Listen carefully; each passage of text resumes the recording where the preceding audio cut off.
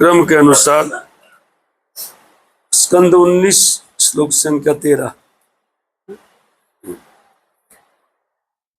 राजवाच अहम वयम धन्यतमा नृपाणाम् अहो वयम धन्यतमा नृपाणाम् महद्माननुग्रहणीयशीलः राज्ञं कुलं ब्राह्मण पाद शोचा दूराद विशिष्टं बत गज्ज कर्म। राजुवाच अहं वयो धन्यतमा नृपाणाम् महत्तमानानुग्रहणीयशीला ज्ञाराज्ञां कुलं ब्राह्मण पाद शोचा दूराद विशिष्टं बद गज्ज कर्म। ये प्रभु जी एक माता जी, समय नहीं ना ज्यादा। राजोवाच अहो वयं धन्यतमा नृपाणाम् महत्तमानुग्रहणीयशीलः राज्ञां कुलं ब्राह्मण पाद शौचा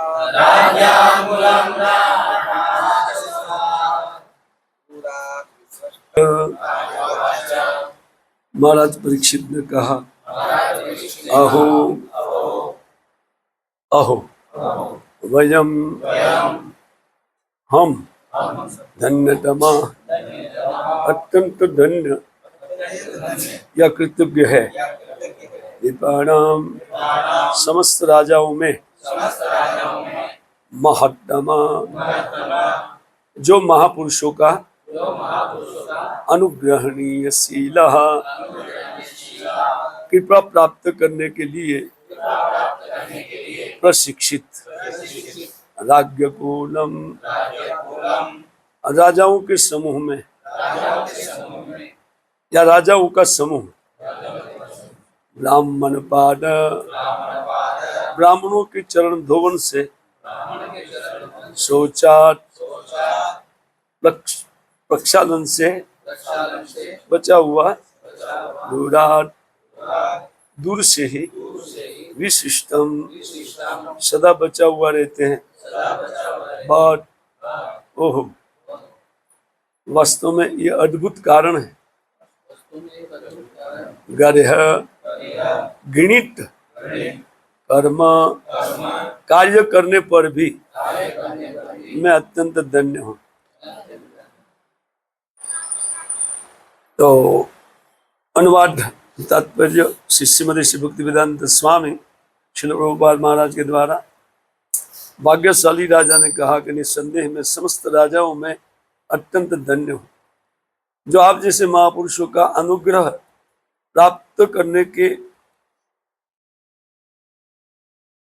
अभ्यस्त हूँ। सामान्यतया आप ऋषि लोग राजाओं को किसी दूर स्थान में फेंका गया कूड़ा के समान समझते हैं। तात्पर्य धार्मिक नियमों के अनुसार मलमूत्र धोवन इत्यादि की काफी दूर ले जाकर उनको डालना चाहिए। भले ही घर में लगे स्नानागार मूत्रालय इत्यादि आधुनिक सभ्यता की सुविधाएं हों, लेकिन उन्हें रिहायशी मकानों से दूर बनाए जाने का आदेश है। यही उदाहरण यहाँ पर उन राजाओं पर लागू किया जाता है जो भगवत धाम के मार्ग पर अग्रसर हो रहे हैं। महाराज भगवान श्री चैतन्य महाप्रभु ने कहा है कि जो लोग भगवत धाम जाना चाहते हैं उनके लिए करोड़पतियों के या राजाओं के घनिष्ठ संपर्क में रहना आत्महत्या के तुल्य है।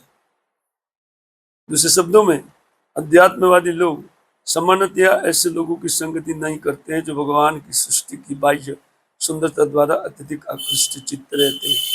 आध्यात्मिक अनुभूति में उच्च ज्ञान होने से अध्यात्मवादी जानता है कि यह सुंदर भौतिक जगत वास्तविकता का अर्थात भगवत धाम का छाया रूप प्रतिबिंब मात्र है।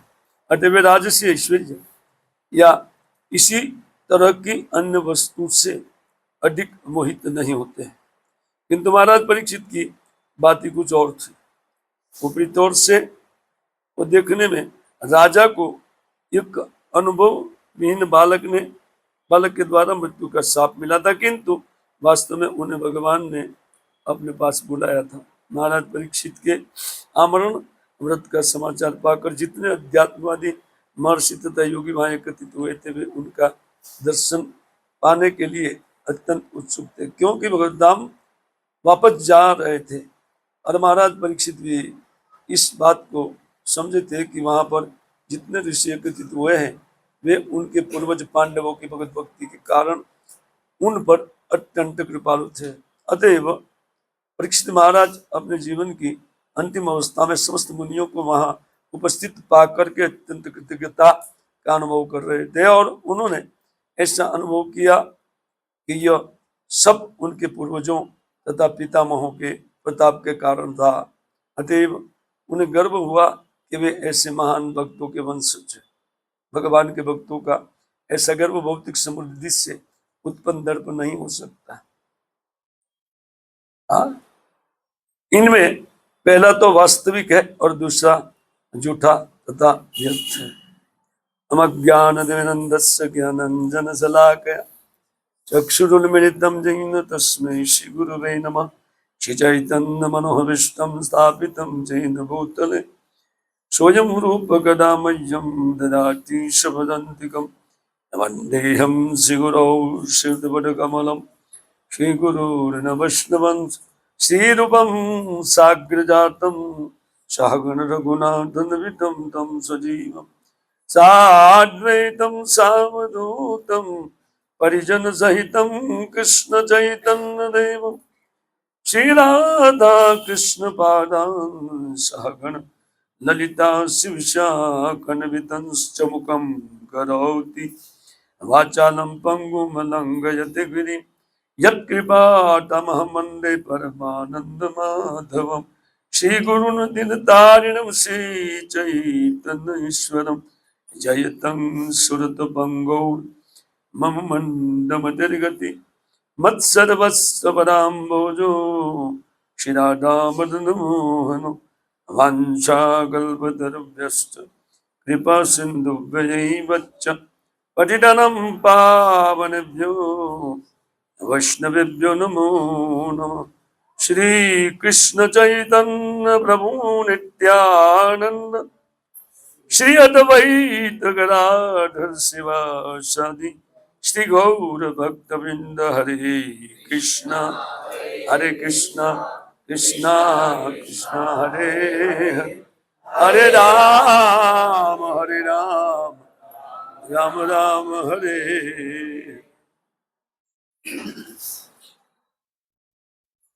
नमो विष्णुपादाय कृष्ण पृष्ठाय भूतले श्रीमते भक्तिवेदांत स्वामिने नामिने नमस्ते सारस्वती देवे गौरवाणी प्रचारिणे निर्विशेष शून्यवादी पाश्चात्य देश का।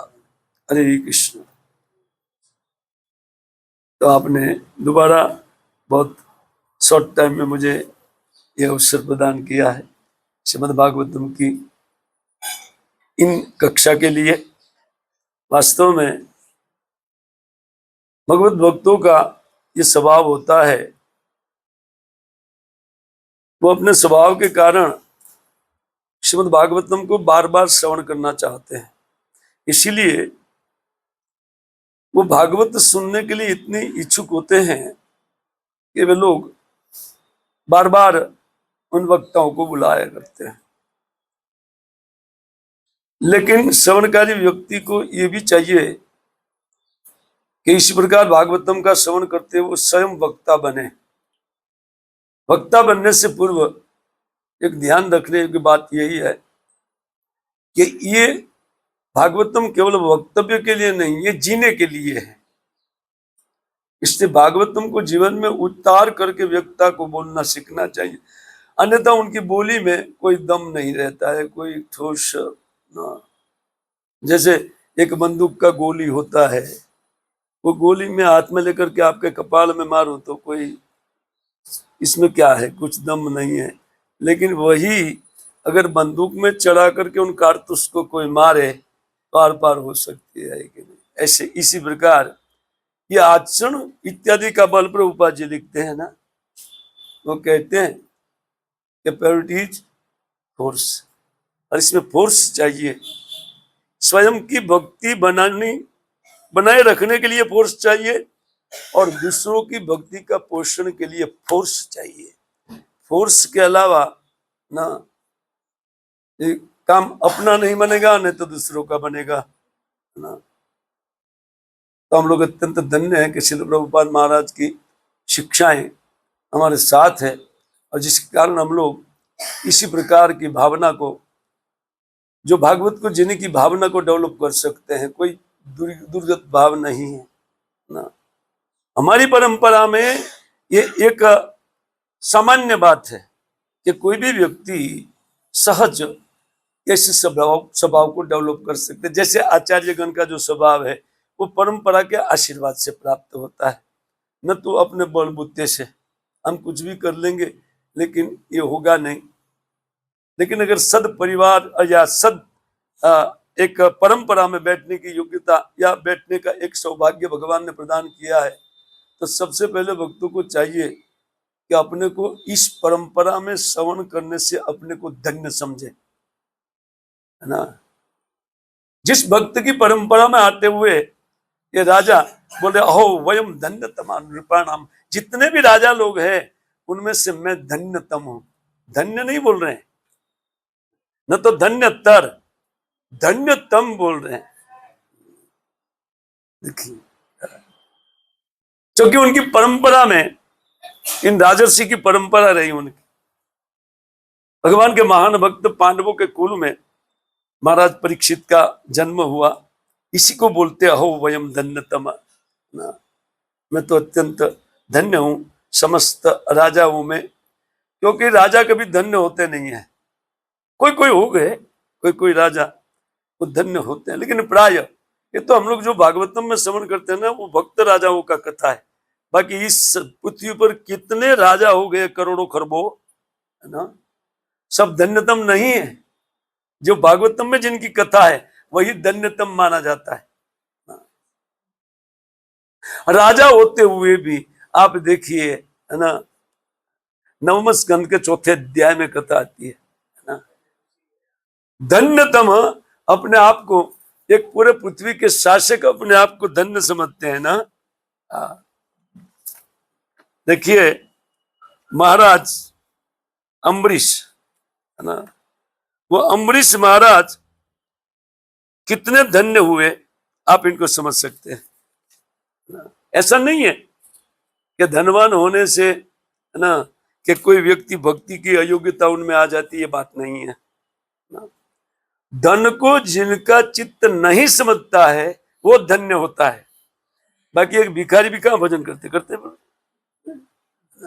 रोड में लाख भीख मांग लेगा लेकिन भजन नहीं करेगा। बोले भीख क्यों मांग रहे यार, आओ हम आपको बहुत बड़े आदमी से मिला देते हैं, अखिल ब्रह्मांड नायक से आपका मिलन करा देते हैं। बोले नहीं नहीं, हमको ये छोटे मोटे ठीक है। क्यों ना, उनका चित्त धन में अटका हुआ। जिनका चित्त धन में है वही गरीब है ना। और जिनका चित्त भगवान में लगा हुआ है, या किंचित भगवान में लगने की चेष्टा भी करते लगाने की, वो व्यक्ति इस संसार में धन्य है ना, उसको धन्य माना जाता है। देखिए महाराज उन सुखदेव गोस्वामी पाद राजा को कथा सुनाते हुए कहे कि नाभाग अम्बरीश अभुत महाभागवत कृति नाप अस्पर्शत ब्रह्म शापोपि यम न प्रतिहत क्वचित। बोले महाराज नाभाग के पुत्र हुए अम्बरीश, लेकिन वो महाभागवत थे। कितने बड़े भक्त थे, बोलते एक महान ब्राह्मण के शाप कहते उनको स्पर्श नहीं कर पाया। ब्रह्म दंड कभी निष्फल नहीं होता है ना, लेकिन कहते न प्रतिहत क्वचित, वो ब्रह्म दंड उनको कुछ नहीं कर पाया। निकलना चाहते थे, तब तक राजा ने प्रश्न कर दिया भगवत छोत्तुम इच्छा नहीं, रुके रुके, एक श्लोक में निकालना नहीं है कथा को, इसको हम सुनना चाहते हैं। ये है भगवत भक्तों का स्वभाव, महाराज परीक्षित का ये स्वभाव, जिनके कारण वो अपने को धन्य मानते हैं। कितना भी दुष्ट पापी स्वभाव वाला व्यक्ति है, लेकिन अगर जैसे भक्तों की संगति में बैठता है वो धन्यतम हो जाता है ना? उसको धन्य होने में अनेक जीवन नहीं लगेगा। समस्त धन्यता उनके पाद में आकर के लौटपोट होने लगती है। जिस समय व्यक्ति संकल्प करता है कि मैं आज से भगवान का नाम शुरू करूंगा और नित्य उन भागवतम का श्रवण करूंगा, बस धन्य है ना।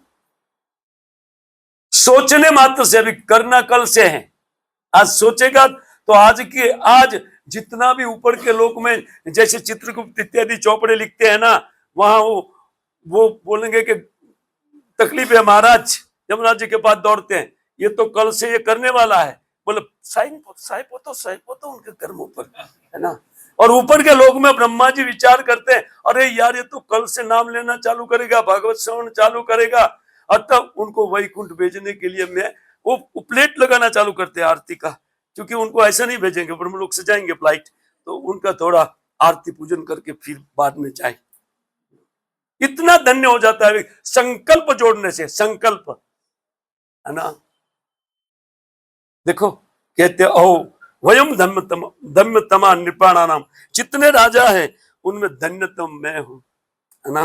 वो कहते यहाँ कहते कि वो इनके बराबर के राजा या पूरे पृथ्वी के शासक अम्बरीश महाराज की स्थिति देखिए। राजा ने जब पूछा न प्रादुर कहते न प्राभूत यत्न निर्मुक्त ब्रह्मदंड दुरुस्त, ये दुष्कर जो ब्रह्म दंड है वो एक राजा होते हुए भी कैसे निष्फल कर पाए। अरे मैं एक ब्राह्मण को थोड़ा सांप दिया था, सॉरी सर्प डाला था उनके गले में, और जिसके कारण मैं इधर बैठा हूं आपके पास, है ना। जबकि दुरुत्तई जो ब्रह्मदंड है, दुर्वासा जैसे ब्राह्मण का दंड, वो निष्फल कर दिया। बताइए बताइए क्या बात है। 3 श्लोक में वो बात बता देते हैं, लेकिन वो 3 श्लोक में मैं नहीं जाऊंगा। वो कहते हैं मैंने अति दुर्लभम पुंसम सर्वम तत्स्वप्न संस्तुतम विद्वान विभवम निर्वाण तमो विष्टि यत्पमान। महाराज के पास इस सप्तद्वीपवती पृथ्वी का पूरा राज्य था। ऐसी संपदा अगर किसी सामान्य व्यक्ति के हाथ में लग जाए, वो सीधा उनकी फ्लाइट नरक जाएगी 101% ना। लेकिन ये महाभाग है, ये महाभागवत है ना, पहले बोल दिया। हा? वो कहते हैं कि वो सर्वम स्वप्नवत संस्तुतम, उनको केवल स्वप्न जैसा लगता था कि मैं राजा बन गया हूं। और हम लोग राजा नहीं बने हैं। एक आध मंगला इधर है और कुछ साड़ी का दुकान चला रहे हैं, खरीद करके बेच करके हम अपने आप को इतना धन्य मानते हैं। ओ हो सूरत में केवल मैं ही हूं। शांति रखिए, है ना। बहुत लोग सूरत में रहते हैं, कंपटीशन में जाए तो पता चलेगा ना कि आप कहाँ हैं, है कि नहीं। लेकिन व्यक्ति को इतना घमंड बढ़ा हुआ रहता, ये धन के कारण ना। लेकिन कहते पूरी पृथ्वी का राज्य जिन्होंने पुंसाम सर्वोत्तम मैंने अपि दुर्लभम, इस संसार में मनुष्यों के लिए अत्यंत दुर्लभ उनके पास वस्तु क्या सप्तद्वीपति महिम अव्यव्या चश्रियम लब्धवा विभुम चातुरम भूवि, जिनको नहीं समाप्त होने वाली लक्ष्मी प्राप्त थी, है ना। इतना सद्भाग्य होते हुए भी उनको वो स्वप्नवत समझते थे। इस स्वप्न वास्तव में स्वप्न है। हम स्वप्न को सत्य मान रहे, ये 100 साल का है, लेकिन मान रहे हम स्वप्न को सत्य मान रहे कि यही सत्य है। इसलिए अहंकार बढ़ जाता है। अगर उनको सपना समझे तो अहंकार नहीं बढ़ेगा, क्योंकि सपना टूटने पर तो काम पे जाना पड़ेगा, है कि नहीं। सपना राजा का आता है, अरे यार उठा दिया, मैं प्राइम मिनिस्टर था, सबको पोस्ट बांट रहा, काम पे जा भूखे मरेगा, प्राइम मिनिस्टर था। ये दशा जीवों की संसार में है। मायामय जगत में कोई कितना भी बड़ा प्राप्त कुछ वस्तु को कर ले, उनके पास है भी नहीं है। लेकिन उसी का है करके जो घमंड होता है ना, उनके लिए बात नहीं है, धन्यतमा, है ना। लेकिन राजा होते हुए भी अम्बरीश महाराज कहते विद्वान विभवम निर्माण तमो विष्टियत पुमान। कोई पुरुष के हाथ में अगर ऐसा वैभव आ जाए, निश्चित उनका नरकगामी होगा वो, इतनी अद्भुत संपदा होते हुए भी। लेकिन ऐसा भाव कैसे उत्पन्न किया, प्रश्न तो ये आता है ना। तो ये भाव तो हम लोग प्राप्त करना चाहते, ऐसा कैसे हुआ? तो कहते वासुदेव भगवती तद्भक्ति साधु प्राप्तो भावम। उनका भावना दो वस्तु में था, वासुदेवे भक्तिषु तद्भक्तिषु, बस। भक्ति और भगवान के भक्तों में उनका प्रेम होने के कारण ये आज पूरे पृथ्वी का राज्य माटी के ढेले के तुल्य उनकी बुद्धि समझती थी। इसका तो क्या है, कुछ नहीं। भगवत भाव व्यक्ति को कितना ऊपर चढ़ा देता है, आप सोच सकते हैं। और इसी भावना डेवलप करने में हम लोग इतराते हैं। नहीं, थोड़ा बहुत 1 घंटा ठीक है यार, तो रोज कितना भजन करना है? बस 1-2 घंटा सुबह माला कर लिया, 1 घंटा भागवत श्रवण कर लिया, मंगलारती, और क्या चाहिए? और सब कुछ चाहिए। अभी तो शुरू हुआ है, ये तो विधि भक्ति है, भाव भक्ति में नहीं आ गए हम लोग। भाव भक्ति के बाद भी मेहनत करना पड़ता है, क्योंकि हो सकता है भाव ऐश्वर्य का हो, ऐश्वर्य को शिथिल करने के लिए भजन करना पड़ेगा। हमारे पास तो फैसिलिटी है कि ऐश्वर्य तो रास्ते में शिथिल हो जाएगा, लेकिन उस प्रकार का उत्कृष्ट भजन, सर्वोत्कृष्ट भजन जब होने लगेगा व्यक्ति का ना, संसार के चीज में तो कोई भावना नहीं थी, लोष्टवत स्मृतम, लेकिन उनके साथ ऐसा भावना डेवलप करता है वो हृदय में कि भगवान नारायण भी सामने खड़े हैं तो नारायण को पूछते हैं कृष्ण को देखा? ये भाव आ जाएगा। नारायण को भी वंदन करके, ठीक है प्रणाम है नारायण जी, लेकिन आपका कोई काम नहीं है, कृष्ण को देखा आपने? बोले मैं कृष्ण हूं लेकिन 4 भुजा में, तो 2 भुजा आउट कीजिए, तब मुझे आनंद आएगा। ये संप्रदाय है। अब इसको छोड़ करके अगर कोई व्यक्ति दूसरे किसी संप्रदाय में जाने की व्यवस्था करे, शॉर्ट मंत्र है, लंबा मंत्र नहीं है, बकवास है ना? बिल्कुल बकवास है। इसको कत्ते आप अच्छा मत समझिए, है ना। वो दुर्भाग्य जिनका भाग्य का सर्वोदय होकर के बाद में फटाका हो गया, है ना, बाद में पंचर हो गया, उनका यह स्थिति होता है कि वो ये संप्रदाय को छोड़ करके जाएगा ना। इसलिए भक्तों को तो एक निश्चय कर लेना चाहिए, जीना यहाँ मरना यहाँ, इसके सिवा जाना कहाँ, निर्णय कर लेना चाहिए। मरेंगे तो हर किसी मूवमेंट में मरेंगे, जिएंगे तो इसमें जिएंगे, खाएंगे खाना नहीं मिलेगा, कोई बात नहीं, पैर रखने की जगह मिले काफी हो गया, क्योंकि फ्लाइट सीधी गोलोक वृंदावन की ओर टच करती है ना। इधर उधर अटके बगैर सीधा गोलोक वृंदावन। ये मुक्ति सुक्ति तो रास्ते में, है ना, पड़ी हुई दिखाई पड़ती है ना। वैकुंठ मार्ग में भी मुक्ति रास्ते में पड़ी है, तो गोलोक वाला तो देखेगा भी नहीं उनके सामने। जब मुक्ति को कुछ नहीं समझते हैं तो स्वर्ग का बात भूल जाए। स्वर्ग को कोई तो सूरत का सुख, क्या सुख है यार, आइटम खाना है, सूरत का खाना, है ना, सूरत का जमन, काशी का मरण, क्या रखता है वैल्यू? और जिसके लिए हमारा साधन भजन हम बिगाड़ते हैं। नहीं आज कहीं क्यों नहीं आया सत्य? बोले पार्टी था इसीलिए सत्संग माने ये पार्टी पीटी, मृत्या नाम की मुताशिश, मरण धर्मा भोग का क्या वैल्यू है ना भक्ति के सामने? अहो धन्यतमा, वो कहते हैं कि मैं तो धन्यतम हूं। क्यों धन्यतम है? देखिए महाराज के मृत्यु के समय अखिल ब्रह्मांड से, पूरे ब्रह्मांड और बाहर के जितने भी ब्रह्मांड थे, एक ब्रह्मांड से नहीं, दूसरे ब्रह्मांडी जो ऋषि मुनिगण थे उन्होंने भी सुन लिया। वो चतुर्मुखी ब्रह्मा वाला जो ब्रह्मांड है ना, छोटा सा सबसे, उसी में कथा होने जा रही है। कथा कौन कह रहे? बोलो सुखदेव गोस्वामी का। चलो चलो चलो सब इकट्ठा होकर के इस ब्रह्मांड में प्रवेश किए थे ना? हमारे आचार्य लिख रहे, मैं नहीं बोल रहा हूं ना? आंतरिक ब्रह्मांडी, अंतर ब्रह्मांडीय घटना है, क्योंकि भगवान के महान भक्त जिनका जीवन माता के उदर में भगवान ने बढ़ा करके दिया था, अद्भुत जिनका जन्म, अद्भुत जिनका कर्म और अद्भुत जिनका मृत्यु, यह है भगवान के भक्त। क्यों नहीं अंतर ब्रह्मांडी घटना होगी है ना? अब समझिए इसको, है ना? वो कहते हैं, क्यों ऐसा बोल रहे हैं विश्वनाथ चक्रवर्ती ठाकुर? क्योंकि लोकांतर से, सब जगह से वहां पर साधु पुरुष आए हुए थे, जितने भी ब्रह्मांड के साधु थे सबकी उपस्थिति थी।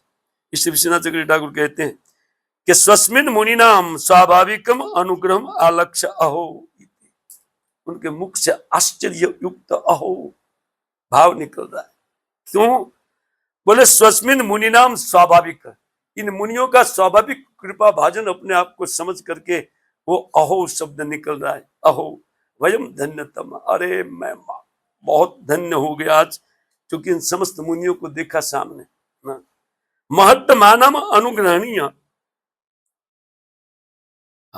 वो कहते महत्तमानम अनुग्रहणीय, अनुग्रह अहम शीलम ईशाम ते, मैंने जो शील स्वभाव मेरे पूर्वज से प्राप्त किया है, ऐसा शील स्वभाव मेरे पास है कि बड़े बड़े मुनि को आकृष्ट कर लिया, अनेक ऋषि मुनिगण को आकृष्ट कर लिया। ये तच्च राज्यम अति दुर्लभम इति आह, इस श्लोक की अवतारणा इसलिए, या यह श्लोक उच्चारित इसलिए हुआ है कि इस प्रकार राजा को ऐसा दुर्लभ आशीर्वाद नहीं मिल सकता है। दुराद उच्चिष्टान वीण मूत्र पात्र अंबसी समसुत, कहते सम उत्सुजेति स्मृति, स्मृति में एक नियम है कि मल मूत्र का जो स्थान है वो घर से कहीं ज्यादा बाहर होना चाहिए। प्रभुपाद जी पट ने लिख दिया, उसको ज्यादा नहीं करना है, क्योंकि कलयुग ने ऐसा स्थिति कर दिया है इससे उसके ऊपर ज्यादा टीका टिप्पणी नहीं करेंगे हम लोग।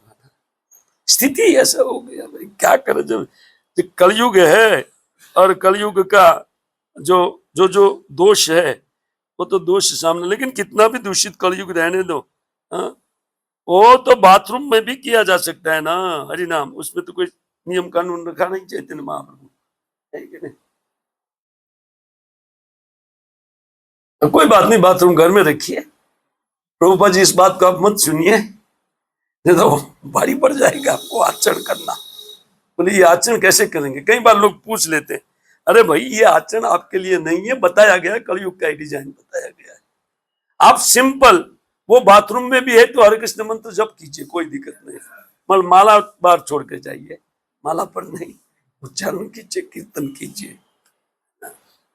क्यों? क्योंकि नाम में कोई विधि निषेध है ही नहीं, है ना? ऐसा पावरफुल वो मंत्र है ना?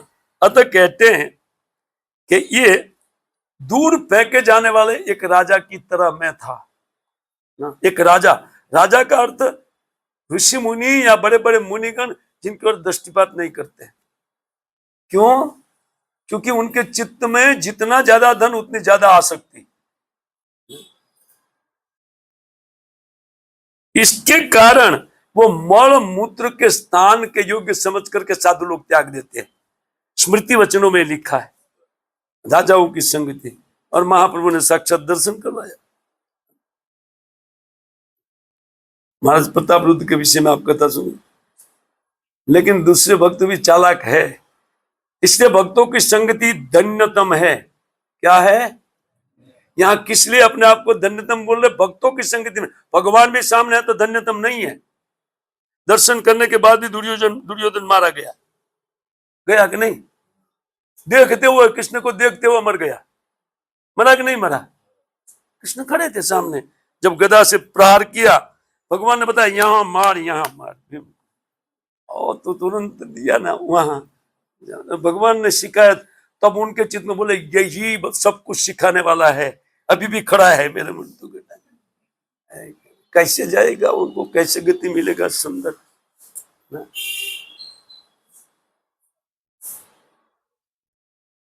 ऐसे आसक्त व्यक्ति के लिए बहुत खराब शब्द प्रयोग श्रीमद् भागवतम में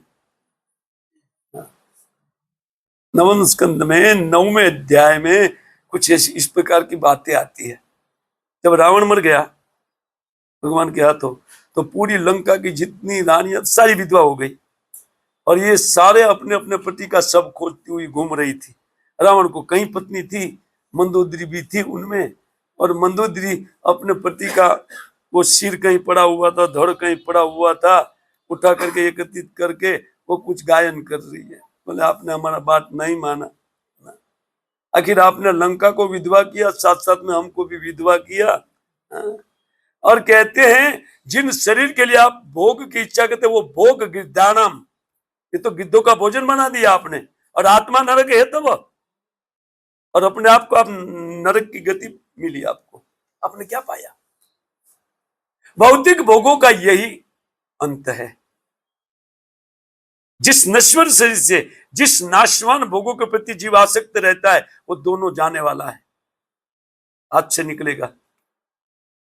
वो तो हाथ से निकला, लेकिन मनुष्य जीवन का जो महा दुर्लभ अवसर है वो भी हाथ से जाता है।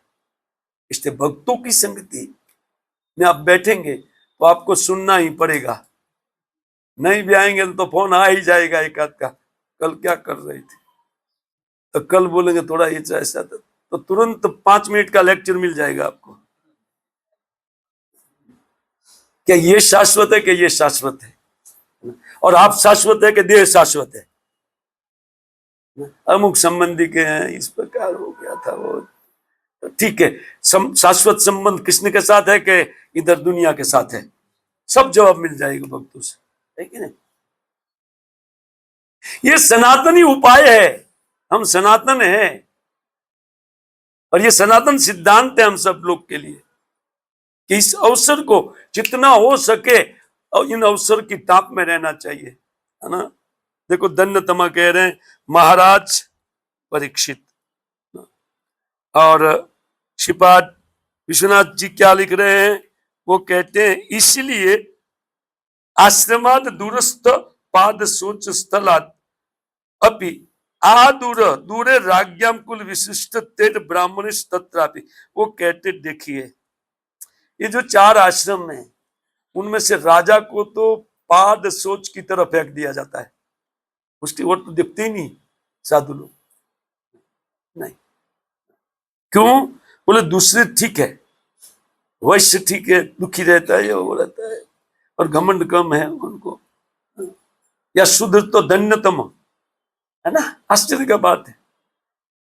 बोले 3 युग से महाराज, उन वेदव्यास महाराज को ऋषि मुनि में कुछ झगड़ा हो गया था ना, तो महाराज को पूछा, वो 3-4 प्रश्न लेकर के आए थे, तो पूछा कि सब युगों में कौन युग धन्य है?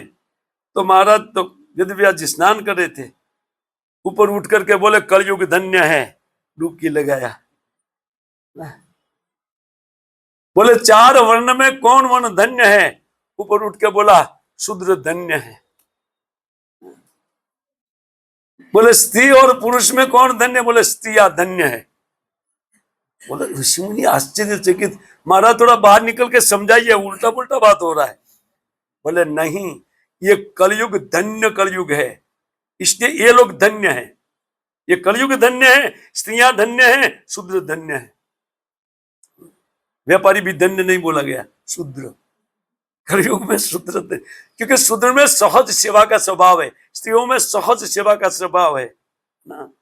और ये धन्य कलयुग के जावे भाई भव सिंधु पार, धन कल जूगे चैतन्य अवतार। इसीलिए धन्य कहा कलयुग को वेदव्यास महाराज ने। इस युग में महाप्रभु का अवतार होने वाला है, और उनके बाद में जो एक इनका प्रचार होगा, नारद जी ने स्वयं ने बोला, ये सोच करके भक्ति विनोद ठाकुर, भक्ति सिद्धांत सरस्वती ठाकुर, रूप सनातन और गौरांग महाप्रभु की शिक्षा को तब तक तो थी, लेकिन बाद में भक्ति विनोद ठाकुर आए, उनसे पहले तो अनेक अनेक संप्रदाय में विभक्त हो गई। टाइम कम है, लेकिन कहते हैं कि अभी अवसर है ना। किस लिए? उन शूद्र कोटि के व्यक्ति के लिए बहुत ज्यादा अवसर है। हमारे वराछा के भक्त शूद्र भक्त है। प्रभु जी धन्य तन जो वो बात करते आ रहे थे, लेकिन धन्य वही है, ज्यादा बुद्धि काम नहीं करेगा इसमें, बुद्धू आगे हो जाएगा। हाँ, बुद्धिमान तो अपनी बुद्धि से देखेगा ठीक है कि नहीं है, हाँ? क्योंकि वैसे लोग भावताल करना जानते हैं और बहुत बहुत सस्ते में लेना चाहते हैं वो लोग प्रत्येक वस्तु। ये है धनी की क्वालिटी। लेकिन वो धनी धन्य है जो राजा जैसे होते हुए भी जिनकी मति धन की ओर नहीं है। ध्यान रखना चाहिए। आप सब बात में सब एक साथ में बोल रहा हूं, इससे थोड़ा विभाग करते जाना चाहिए। हाँ, कि कौन धन्य है? जिनकी मति साधु शु और भगवत भक्तेषु, तब उनका चित्त में वो धन का गर्व इत्यादि कुछ नहीं रहेगा। अर्थात जो धनी व्यक्ति है वो कहते हैं आश्रमात दूरस्तापात शोच स्थलात अपि, कहते हैं उन 4 आश्रमों में राजा को 3 के अलावा उन शौचालय की तरह सोचा गया है। वो तो अत्यंत जघन्य। बोले दुराड अपि आदूर, दूर से भी दूर सुदूर रखा है। दूरे राज्ञाम कुल विशिष्टम तेन ब्राह्मण तत्रापि स्थातुम, कहते मनन अनुज्ञादि इति अर्थ। ये कहते हैं कि उन ब्राह्मण कुल विशिष्टम, ब्राह्मण कुलों के द्वारा उनका तिरस्कार किया जाता था पहले। ये तो त्रियुग की बात है, इस युग की नहीं, कल युग की नहीं, है ना। तो उनको तो राजा लोग को ये तुच्छ अत्यंत समझते थे। वो कहते हैं ये तो गरी कर्म सर्वतो अपि हाँ साधु, हाँ, ये तो गर्य कर्म सर्वतो अपि पवित्रम, और मैं उस कूड़े के दान के सदस्य के राजा होते हुए भी फिर भी मैं पवित्र हूं, है ना। क्यों? क्योंकि आप सबका अनुग्रह मुझे प्राप्त हो रहा है। यहां से लेकर के 4 श्लोक वो अपनी सराहना करते हैं ना। तो क्या बोलते हैं? महत्तमाना अनुग्रह अनुग्रहणीय शीला। ये शील क्या है? जो महापुरुष के द्वारा अनुग्रह प्राप्त करने लायक शील की चर्चा ज्यादा करनी चाहिए, है ना। क्योंकि इसमें मुख्य पॉइंट यही है कि कैसे हमारे पर भगवत भक्तों का अनुग्रह उतरे। ऐसा शील और स्वभाव क्या होना चाहिए जिसके कारण साधु की दृष्टि में हम आ जाएंगे। देखिए ये शील क्या है जो उन्होंने माता के गर्भ से प्राप्त किया था। उन स्वभाव को, भगवान के प्रति आकृष्ट चित्त। साधु कहीं भी है आपके चित्त को देख लेंगे। हाँ, एक साधु प्रवचन करता है तो ये प्रवचन के समय देख लेता है कि कौन किसका चित्त कितना पवित्र है इस मानव है ना। और वहां निकृष्ट व्यक्ति बैठे होने के कारण वो सबको लपेटिए में लेने वाला प्रवचन करते हैं, है ना। सबको लपेटिए में ले भाई, जैसे सुखदेव गोस्वामी पाद। ये विधि तो सिखाई है भागवतम में। मुख्य वक्ता जो प्रमुख वक्ता हुए भागवतम के पहले वक्ता, उन्होंने सिखाया है। निराकारवादी जैसा श्लोक आता है इसमें। प्रभु इसमें तो निराकार मतलब ये है, निराकार है। इसमें भगवान को आकार के साथ नहीं, उनकी शक्ति के विषय के चर्चा करके दोनों को एक करके बताया है। ये निराकारवाद नहीं है। लेकिन निराकारवादी भी श्रवण करने के लिए बैठे हुए थे उस सभा में। वो सोचा यार आता हमारी बात रखने वाला है सुखदेव, आओ तुम भी लपेटिए में आओ, बाद में भूल जाओगे निराकारवाद को। उपाय होता है। मैं कह रहा था कि ऐसे शील और स्वभाव के कारण अपने आप को धन्यतमा मानते हैं कि मैं तो धन्य हूं, आज मैं धन्य हो गया। बताइए क्यों? ये शील स्वभाव उनके पास था। अत्यंत विनम्र राजा होते हुए भी। इनके गुणों का वर्णन आप 12वें अध्याय में सुन चुके। महाराज युधिष्ठिर के सामने वो ब्राह्मणों ने जो गुणावली गाया था, वो कैसा उनका स्वभाव होगा, उनका शील सुन करके युधिष्ठिर महाराज संतोष हुआ। बस पास एक अच्छी, एक ये धरोहर, पूरे विश्व की धरोहर एक अच्छे व्यक्ति के हाथ में मैं देने जा रहा हूं। उनके प्रागट्य के समय ब्राह्मणों ने ये बोल दिया था। सुत गोस्वामी पाद भी अपने आप को बहुत धन्य बोले, आपको याद है? अभी थोड़े ही पीछे ये बात छूटी। आइए हम याद दिलाते हैं आपको बात, कोई बात नहीं, भागवत हम पाठ कर लेते हैं, घबराने की जरूरत नहीं। शुद्ध कौन सा? सुतुवाच, जब उन शौनक जी इत्यादि के द्वारा इनकी सराहना की गई शुद्ध गोस्वामी पाठ की, वो कहते हैं कि जिसके कारण, जिस कथा के कारण ज्ञाने न वैयासिकी सप्तित्य ने भेजे खगेंद्र ध्वज पाद मूलम, उस ज्ञान आपके पास है सुत जी, है ना, कि जिस ज्ञान सुखदेव गोस्वामी पाद ने देख करके परीक्षित को भगवान के पाद पद्मों तक पहुंचा दिया, हमारे हाथ में भी प्रभुपाद जी ने दिया है कि नहीं? अगर हम लोग अपने आप को धन्यतम मानेंगे कि नहीं मानेंगे? निश्चित धन्यतम है ना, इसमें दो राय नहीं है। वो कहते हैं इसीलिए तन न परम पुण्यम समृद्धार्थम आख्यानम अति अद्भुतम योगनिष्ठम आख्यायी अनंता चरितो उपपन्नम पर पारीक्षितम भगवता अभिरामम। वही कथा, जिस कथा से भगवान के पाद पद्मों तक पहुंचा दिया, वो कथा हम श्रवण करना चाहिए। अद्भुत उपाख्यान है, योगियों के लिए भी दुर्लभ है, योग निष्ठम अथवा भक्ति योग में निष्ठा बढ़ाने वाला है। आख्यायी अनंता चरितो उपपन्नम, उस चरित की आप व्याख्या कीजिए, अर्थात भागवतम सुनाइए। तब सुत गोस्वामी पाद से रहा नहीं गया।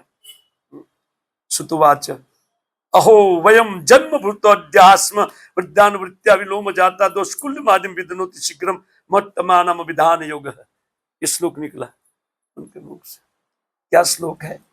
सुत जी बोला अहो वयम जन्म भूतोद्यास्म धन्यम, आज इन सुत कुल में उत्पन्न होने के बावजूद भी आज मैं धन्य अपने आप को समझता हूं। मेरा यही जीवन धन्य हो गया, क्योंकि वृद्धानुवृत्त्या भी विलोम जाता। यदि विलोम जाति में, शूद्र जाति में या लोग ऐसी जाति में मेरा जन्म है, कोई नहीं पूछता है मुझे। लेकिन आज आप जैसे लोग मुझे व्यासन दे करके मेरे मुख से कथा श्रवण करना चाहते हैं, और वो कथा जिसके कारण परीक्षित महाराज भगवत पाद पद्मों का दर्शन कर सके। आज मेरा दुष्कुल में जन्म हुआ, लेकिन मेरे चित्त में एक ग्लानि था।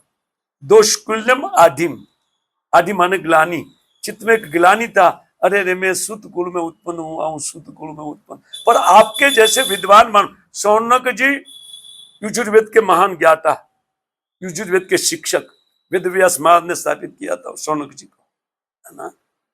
इतना परम ज्ञानी जब सुत गोस्वामी पाद को व्यासासन दे करके प्रश्न पूछते हैं ना, और जाति सुत है, सोचिए ना। अब बहुत बातें याद आ रही है महाभारत की, नहीं जाऊंगा। उनके पिता का वध की बात याद आ रही है, क्यों वध किया। कई बार प्रश्न करते हैं कि भगवान बलराम ने उनका वध कर दिया, योग्यता नहीं थी, आगे पुराण पाठ कराना था, बेटे को बिठाओ, आप योग्य नहीं, आप जाओ। सब कारण होता है ना, तो ये कारण नहीं। बोलते लाइए लाइए, फिर बोलते हो मैं पश्चाताप करना चाहता हूं। अरे यार घड़ी बहुत फास्ट भाग रही है। दोष्कुलम आदि विदनोति शीघ्रम, मेरे चित्त में जो ग्लानि था ना, कि मैं अत्यंत हीन कुल में उत्पन्न हुआ हूं ना, लेकिन आज वो ग्लानि चली गई। सत्य मानने जो भक्ति करने वाला व्यक्ति है, उनके चित्त में जितनी भी ग्लानि है ना, एक एक करके भागती है। ग्लानि क्या? शोक। ऐसा होता था तो ऐसा करते थे, हो गया उनके लिए रोना। वर्तमान में जो भूतकाल में हो गया, रोने से क्या लाभ? उनको ग्लानि बोलते हैं, है ना। बोले मेरे चित्त से आज वो ग्लानि चली गई। क्यों ना? महत्तमानम विधान योग, केवल महापुरुष के शब्दों को श्रवण करने के लिए बैठा था और तो कुछ किया नहीं, उनके शब्दों का संग किया, है ना। देखिए, जिसके कारण आज आप मेरा पूजन कर रहे हैं, धन्यवाद। थोड़ी सत्य घटना रख दो, कुछ प्रमाण के लिए कुछ ना कुछ तो ऐसा घटना बताना चाहिए ना। लेकिन जैसे यहाँ दोनों ने अपनी प्रशंसा की है, उस प्रकार इसमें थोड़ी मेरी प्रशंसा आएगी। लेकिन मेरी प्रशंसा नहीं है, ये श्री कृष्ण की प्रसन्नता है। जब कोई भक्ति के कारण अपनी प्रशंसा गाता है ना, तो अपनी प्रशंसा नहीं होती, किसकी होती है? श्री कृष्ण की प्रशंसा होती है, और वो तो करने योग्य है।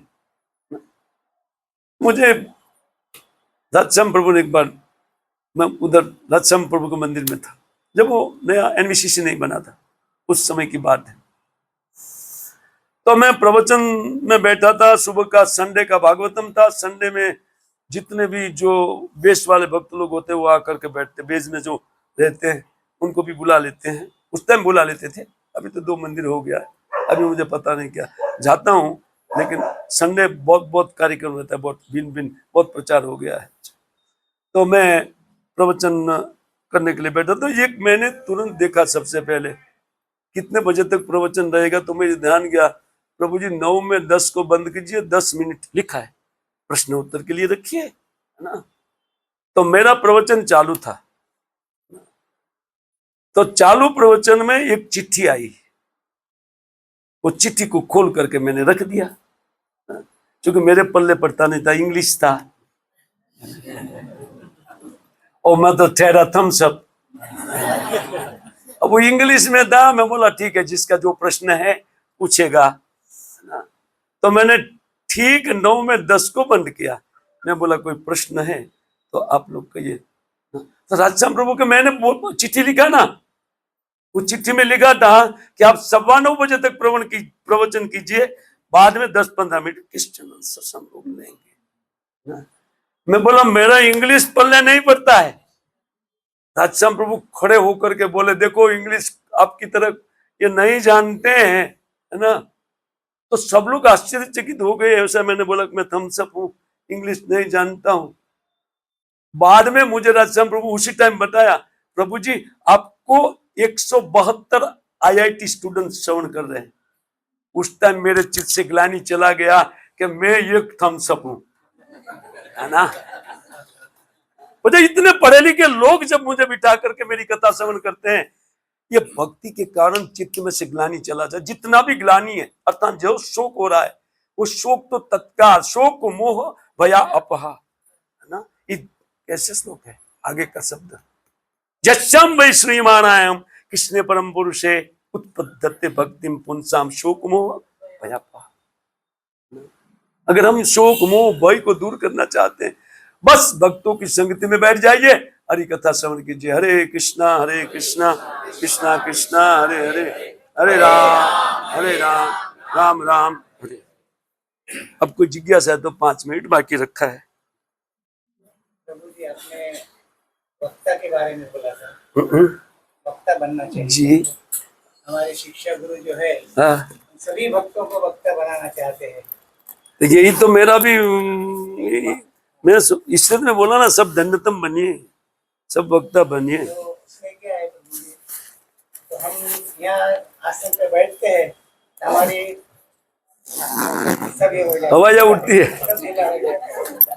क्या बोलना चाहते हैं वही हमको समझ नहीं पड़ता। तो महात्मा गांधी तो कहते गात्मा मांझी बोला जाता है। प्रवचन के लिए जो बोलते तो उल्टा बात आ जाता है। कुछ लिख के लाते हैं तो वो सीधा पढ़ के बताते हैं। बहुत अच्छी बात है, फिर भी धीरे धीरे सब कुछ आ जाएगी। मैं तो अंगूठा में बोला नहीं थम्स अप, लेकिन देखो संस्कृत का शुद्ध अनुवाद ठीक हो रहा था ना। हमें कुछ याद नहीं रहता तो हम, कोई बात नहीं, पढ़ करके बताइए ना। मुझे कहाँ याद रहता है, मेरा 75वां साल चालू हो गया है, क्या याद रहेगा। बैठते हैं पढ़ करके, इधर इधर पढ़ना खोल करके, ये श्लोक ले लो वो श्लोक ले लो, बस लगते नहीं 75 साल के, आप 65 साल से ऊपर। भगवान का कृपा रहा। मेरा 15 दिन के बाद 71 चालू हो जाएगा। याद कुछ नहीं रहता, पढ़ लेता हूँ, लिख लेता हूँ। कोई जिज्ञासा? हाँ जी। आपने बोला कि भक्ति आने वाले हमको बनने समझना चाहिए, तो अभी तक तो ये कोई भाव नहीं आता हमारे अंदर, हम तो सोचते कर रहे हैं भक्ति। क्योंकि भक्ति की महिमा नहीं है, इसलिए धन्य नहीं समझ रहे अपने आप को। जिस दिन भक्ति की धन्यता समझ में आ जाएगी, उस दिन आपको समझ में आ जाएगा ना। तो हमारे अंदर तो ग्लानि तो एक हाँ, तो ये ग्लानि इसी का कारण रहती है, कोई ग्लानि नहीं रहेगी माता, है ना। जब आप भक्ति की महिमा समझ करके केवल भक्ति के अलावा सब काम को तुच्छ आपका दिमाग समझेगा, तब आप अपने आप को धन्यतम समझेगी, है ना।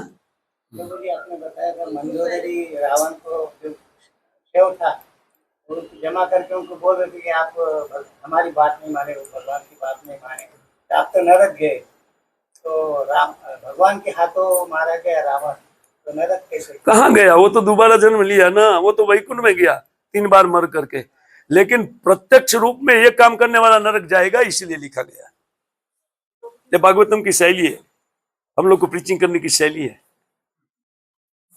भक्ति करने से पहले भी जो कार्य हुआ उसके लिए भी हम नहीं करना चाहिए, ग्लानि नहीं करनी। हाँ, उनके लिए तो पश्चाताप युक्त भजन, भजन में याद आना चाहिए, मैं पहले कैसी थी बदमाश नंबर 1, है ना। और जब ये प्रकार भजन चलेगा, तब ग्लानि चित्त में जल्दी शीघ्र मिट जाएगी। उसको कहते हैं पश्चाताप युक्त भजन। जब तक भजन में पश्चाताप नहीं होता है ना, तब तक भक्ति की महिमा समझ में नहीं आएगी। ये पश्चाताप व्यक्ति को रुलाएगा। और एक बार देख ले चखे जल, एक बार देख ले चखे जल। नित्यानंद प्रभु रेडी है, कौन कौन हृदय में नित्यानंद है? बोले इसको जल गिरा जब करते हुए। बोले नहीं नहीं, वो तो वो अपनी ग्लानि के कारण कि मैं कितना। बोले कोई बात नहीं, लेकिन जब करते हुए जल गिरा कि नहीं, ये इसको मैं आशीर्वाद दूंगा।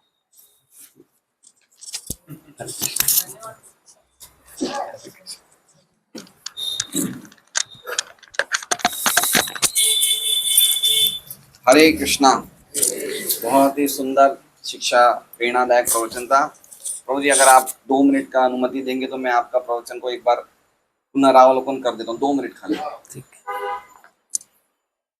प्रभु जी ने सबसे पहला पॉइंट बताया कि हमें श्रीमद् भागवतम का श्रवण करने के साथ साथ वक्ता भी बनना चाहिए, और वक्ता के साथ साथ भागवत की शिक्षाएं जीवन में भी उतारनी चाहिए, नहीं तो फिर उसमें उन बातों में कोई दम नहीं रहेगा। और बंदूक की गोली का उन्होंने उदाहरण दिया कि गोली हम ऐसे डालेंगे तो किसी को चोट नहीं पहुंचेगी, लेकिन बंदूक के द्वारा डालेंगे तो मर जाएगा। दूसरा पॉइंट बताया है कि खुद की भक्ति में भी हमें फोर्स चाहिए। अगर फोर्स नहीं होगा तो हम खुद की भक्ति भी ढंग से नहीं कर पाएंगे, तो दूसरों की भक्ति को तो हम कैसे पोषण कर पाएंगे। तो इसलिए हमें फोर्स लाना पड़ेगा। तीसरा बताया कि आचार्यों का स्वभाव, हमें आचार्यों जैसा स्वभाव प्राप्त होगा परंपरा के आशीर्वाद से। चौथा पॉइंट बताया कि वो व्यक्ति गरीब है जिसके चित्त में धन है, जिसके चित्त में धन नहीं है और जिनके चित्त में कृष्ण है वो धन्यतमा है। पांचवा पॉइंट बताया कि जो दुष्ट पापी स्वभाव वाला व्यक्ति भी अगर भक्तों की सभा में आ जाए तो धन्यतमम बन जाता है। और वो भी जब ये सोचना शुरू कर दे कि मुझे भक्तों का संग करना है, भागवत का श्रवण करना है, तो खाली सोचने मात्र से सभी धन्यता उसके पैरों पे लोटपोट होने लग जाती है। छठा पॉइंट बताया कि 7 दीपों की संपदा किसी को हाथ में पड़ जाए तो 100% नरक की फ्लाइट पकड़ लेता है, लेकिन अम्बरीश महाराज तो महाभागवत थे, इसलिए वो इस संपत्ति को स्वप्नवत समझते थे। लेकिन हम लोग इसको सत्य मानते हैं, इसलिए हमारा अहंकार बढ़ जाता है। 7वां पॉइंट बताया कि अम्बरीश महाराज ने इस प्रकार का भाव कैसे विकसित किया, 2 बातों से, वासुदेव की भक्ति के प्रति और भक्तों के संग के प्रति। फिर उन्होंने 8वां पॉइंट में बताया कि मंगल आरती, जप करना, भागवत सुनना, ये सब विधि भक्ति है, लेकिन अभी इनसे आगे हमें भाव भक्ति प्राप्त करनी है और उससे आगे हमें प्रेम प्राप्त करना है, तो उसके लिए हमें बहुत मेहनत करनी पड़ेगी। 9वां पॉइंट का बताया कि भक्तों को एक निश्चय कर लेना चाहिए, जीना यहाँ मरना यहाँ, इसके बिना जाना कहाँ। 10वां पॉइंट बताया, मैंने देखा था पहले। 10वां पॉइंट बताया कि जो गोलोक वृंदावन की फ्लाइट से गोलोक धाम जाना चाहते हैं, उनके लिए स्वर्ग का सुख, मुक्ति का सुख, यहाँ तक कि वैकुंठ गमन का भी सुख कुछ नहीं तो सूरत के लोगों के लिए सूरत के सुख की तो क्या बात है। 11वां पॉइंट बताइए मरण धर्म भोग की क्या वैल्यू है भक्ति के सामने। 12वां पॉइंट बताया कि परीक्षित महाराज इतने अद्भुत थे कि इसी ब्रह्मांड के नहीं लेकिन दूसरे ब्रह्मांडों के ऋषियों भी परीक्षित महाराज को देखने के लिए आए क्योंकि परीक्षित महाराज का जन्म, कर्म और मृत्यु तीनों ही अद्भुत थे। 14वां पॉइंट बताया कि परीक्षित महाराज अपने आप को अहो मतलब बहुत ही भाग्यशाली मानते हैं कि वो मुनियों के कृपा भाजन बने। 15वां पॉइंट बताया कि पूर्ववत उनको पूर्वजों से शील स्वभाव प्राप्त हुआ था और इनके शील स्वभाव से ऋषि मुनि आकृष्ट हो गए थे। तो ऐसा वैसे राजाओं को ऐसा दुर्लभ आशीर्वाद नहीं मिल पाता है। 10वां पॉइंट बताया कि भक्तों की संगति हमारे लिए सबसे बड़ा धन्यतमम है। और फिर उन्होंने मंदोदरी और रावण का उदाहरण दिया। मंदोदरी रावण से रोते हुए कहती कि ये शरीर जो गिद्धों के खाने के लिए है उसमें आपने भोग किया इसलिए आपकी ऐसी गति और आप नरक गए। 18वां पॉइंट बताया कि वेद व्यास जी ने बताया कि सबसे अच्छा युग कलयुग है क्योंकि इसमें चैतन्य महाप्रभु का अवतार होता है। सबसे अच्छा वर्ण शूद्र है और सबसे अच्छी लिंग स्त्री है क्योंकि इनकी सहज सेवा का भाव होता है। 19वां पॉइंट बताया कि हमें कैसे भक्तों का अनुग्रह कैसे मिलेगा जब हम परीक्षित महाराज जैसा शील स्वभाव को डेवलप करेंगे। और ये शीलता कैसे आएगी जब हम भगवान के प्रति हमारा आकृष्ट चित्त होगा तो साधु हमें पहचान जाएंगे और हमें अनुग्रह करेंगे।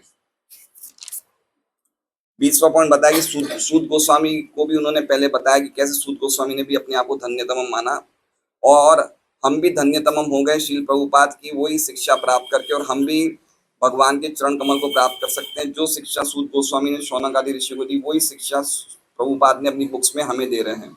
और फिर सबसे आखिर में उन्होंने खुद की स्टोरी बताई कि कैसे वो थम्स अप थे लेकिन फिर भी 172 IIT स्टूडेंट्स को उन्होंने सुने और उन्होंने प्रवचन दिया। हरे कृष्णा कृष्णा कृष्णा हरे हरे हरे राम राम ग्लानि चित्त से तब सबका ग्लानि चला गया है। ये बात है प्रवचन दिया नहीं इतने सारे लोगों को पढ़े और ग्लानि था एक केवल तब सब उदाहरण देने से लोगों को थोड़ा यस